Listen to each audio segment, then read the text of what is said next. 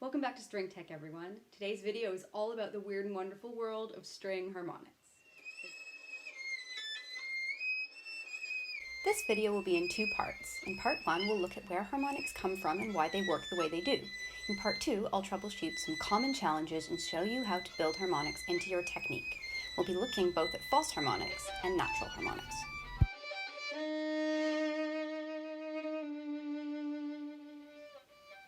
So you're probably already familiar with the two most common ways of producing harmonics on string instruments. That's what we call artificial or false harmonics and natural harmonics.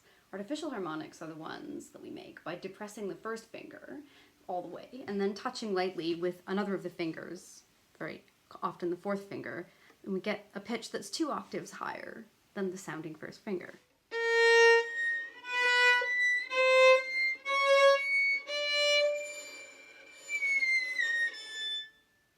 We'll come back to artificial harmonics a little bit later in the video, but first I want to spend some time unpacking natural harmonics.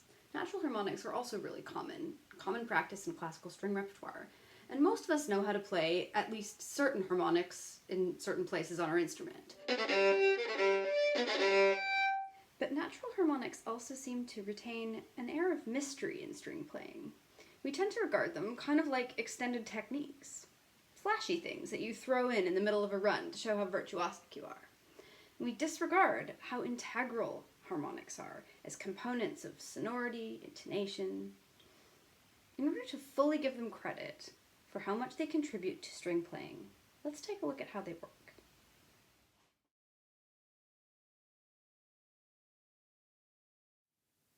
When we bow one of our open strings, we cause that string to vibrate, and we hear this vibration as the pitch of the string.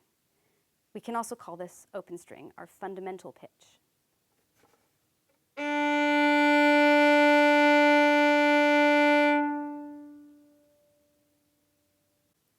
If we stop the string exactly halfway along, so the string is divided into 2 equal lengths, we cause the string to vibrate exactly twice as fast, and we hear a pitch that sounds 1 octave above the open string, or fundamental.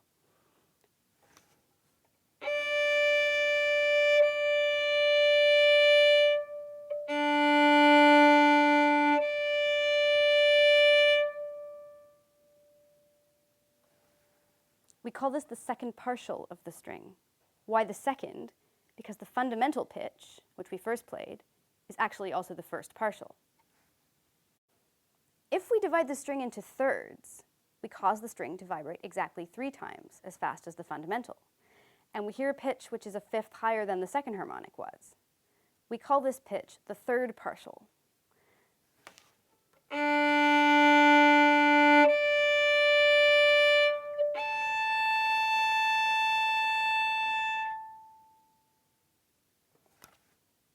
Because we've divided the string into 3 equal parts, we can actually find this third partial in 2 places, as you can see.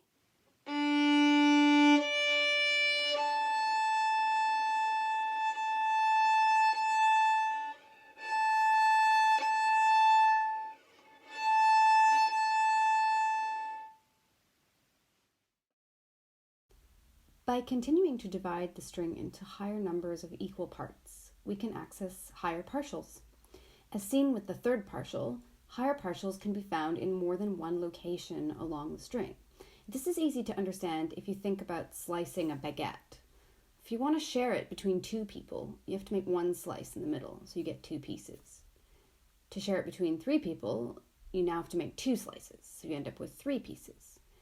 To make 4, you have to slice it 3 times. To make 5, you need to slice it 4 times, etc. So as a basic rule, a partial can be found in 1 fewer spots on the string than its number in the harmonic series.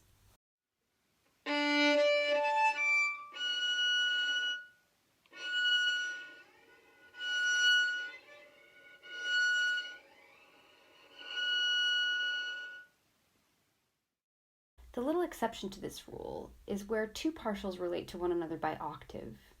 In this case, the lower octave always cancels out or supersedes the higher octave. So this is very clearly audible if we try to find the 4th partial in 3 places along the string.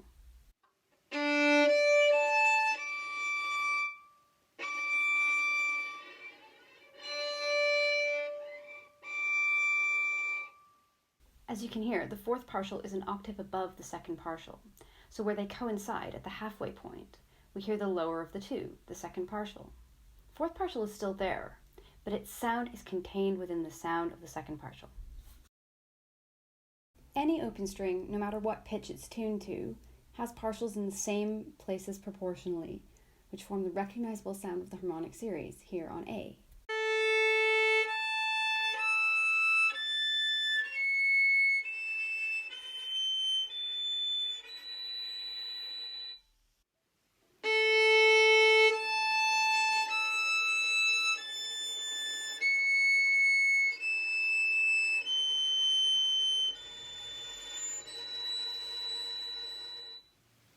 So before we move on to talking about techniques for practicing harmonics, there's one other cool aspect of the harmonic series that's worth noticing. As you play up and down the series, you'll notice that the series outlines all the familiar intervals that we use in Western diatonic tonal music. So for example, fundamental to second partial, an octave. Second partial to third partial, perfect fifth. Third to fourth partial, perfect fourth. Fourth partial to fifth partial, major third. And continuing into smaller intervals as we ascend the series. Listening to these intervals can help with general musicianship skills and ear training, and I'll be revisiting this quality of the series in future videos when we look at intonation. For now, I'd just like to point out one important partial, the fourth. Here, as you can see, the fourth partial gives a pitch 2 octaves higher than the fundamental. Does this ring any bells for anyone? Fourth partials are the basis for our most common artificial harmonics. So when we play a series up to the fourth partial, we can see here that we are touching the open string a fourth above. By stopping the string with the first finger and then adding once again a touch fourth above, we create a new fundamental and its fourth partial. You can experiment by stretching and contracting your upper finger to hear the different false harmonics that are possible with any given stopped pitch.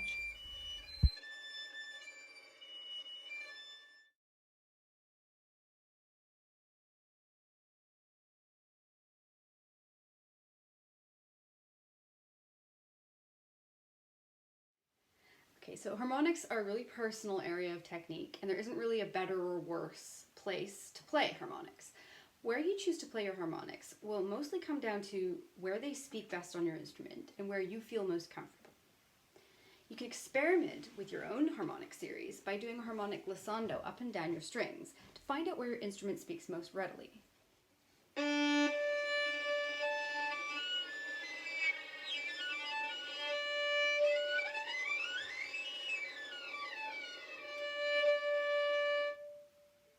Probably the most common way to start is to play the series in succession, either up the string or down the string from the second partial, either into the lower positions, like this,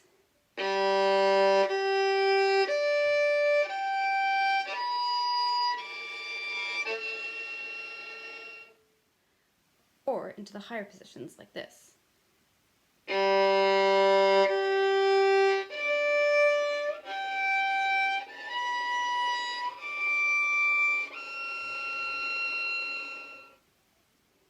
As you can see, these make an identical series. Some people just feel more comfortable in the lower position, although the spaces between the fingers are a lot closer, and it's more likely that the harmonics will slide into one another. And some people prefer the higher positions because they feel like they might have more control. The resonance is a little different in each case, but it's really up to the player and the instrument.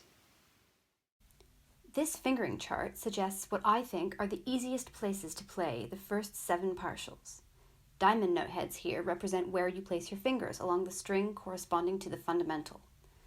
You'll notice that once you get to the 6th and 7th partials, the placement of the fingers deviates somewhat from the usual chromatic pitch regions, represented by little arrows up and down.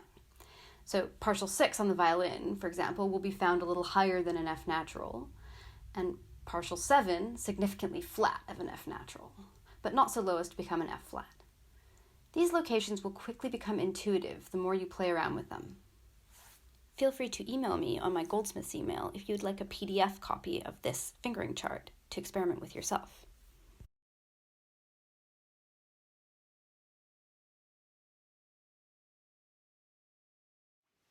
Well, the first thing I'd recommend when it comes to getting used to the locations of your harmonics is to avoid needing to think about them as belonging to certain fingered pitches. Let's take the third partial, for example.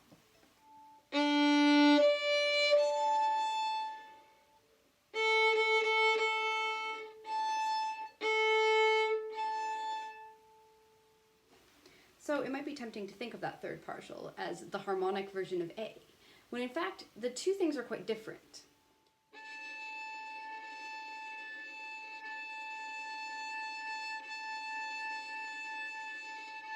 String harmonics are nodes, which have sweet spots and also regions.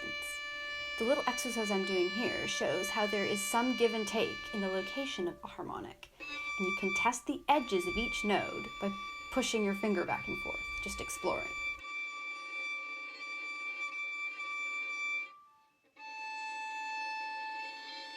Push the harmonic too far, and it'll fall off the node and give a more convoluted sound.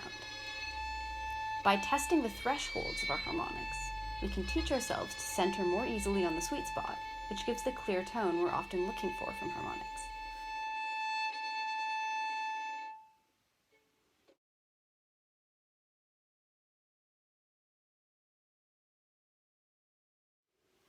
Rather than thinking about harmonics as belonging to certain fingered pitches, I'd suggest it's much more helpful to get to know the geography of the series itself, and to get used to playing the series up and down and going between different partials. So for example, playing the series up and down, counting the partials as you go. 1, 2, 3, 4, 5, 6, 7. Up and down between adjacent partials, say 2, 3, and 4.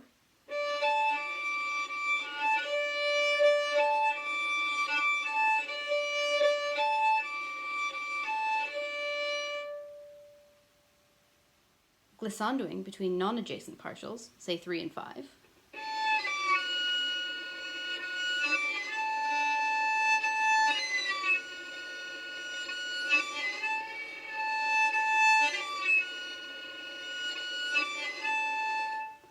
And then once you're used to that, maybe jumping between those partials directly.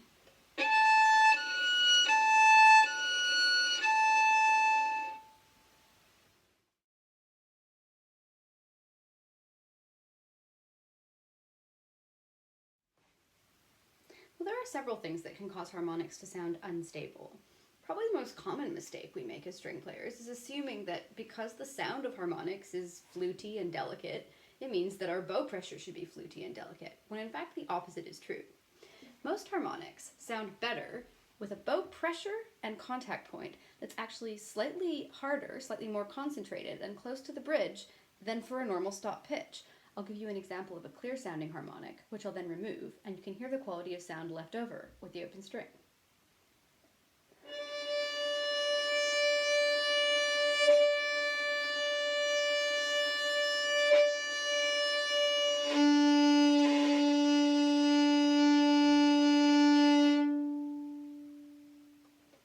I didn't change the bow pressure or position at all, and you can hear that the open string sounded quite choked and overpressed.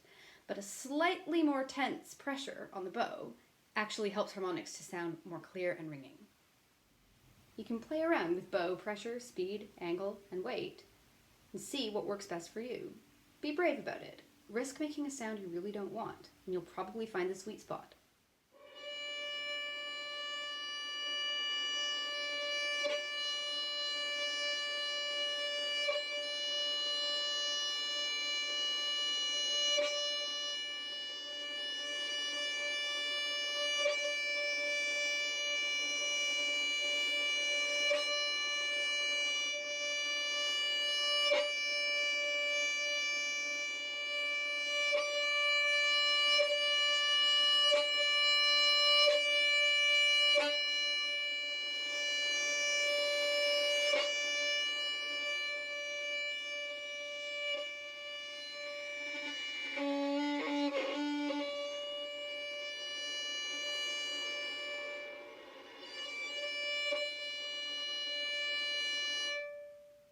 Another factor that can cause harmonics to sound unstable is if the weight distribution between finger pressure in the left hand and bow weight in the right hand isn't properly balanced. I'll demonstrate an exercise that can help you figure out this balance for yourself.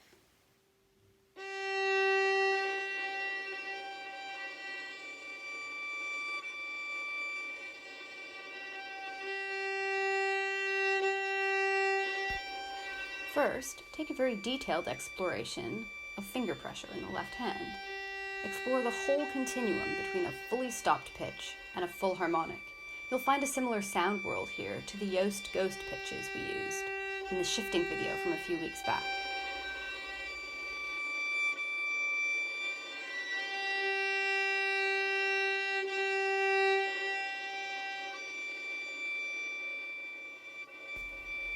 You can then do the same experiment with bow weight, exploring the continuum between obvious overpressure and obvious flautando, and moving through a normal resonant bow weight.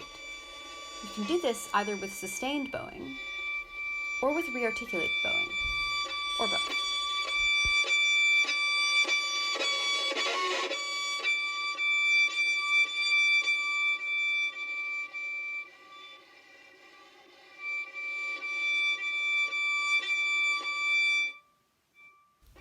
Having given directed attention to each of these experiences of weight distribution, try mixing them together, applying the embodied knowledge you've developed, testing a little more bow weight here, a little less finger pressure there, until you find the sweet spot.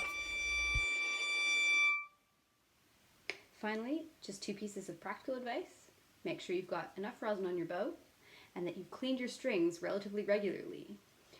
Dirty strings and slippery bows don't produce very good harmonics. If you're really sure that you've got lots of rosin and really clean strings, and you're still not finding that you can produce stable harmonics, it might be time to change your strings. New strings will always resonate better with harmonics than old strings will. The road to developing technique for playing harmonics is full of squeaky, scratchy, accidental, weird, and surprising, sometimes even shocking sounds. And it's just important to remember that these sounds are all really important information that guide us on our way to producing the clear bell-like harmonic tones that we're probably going for.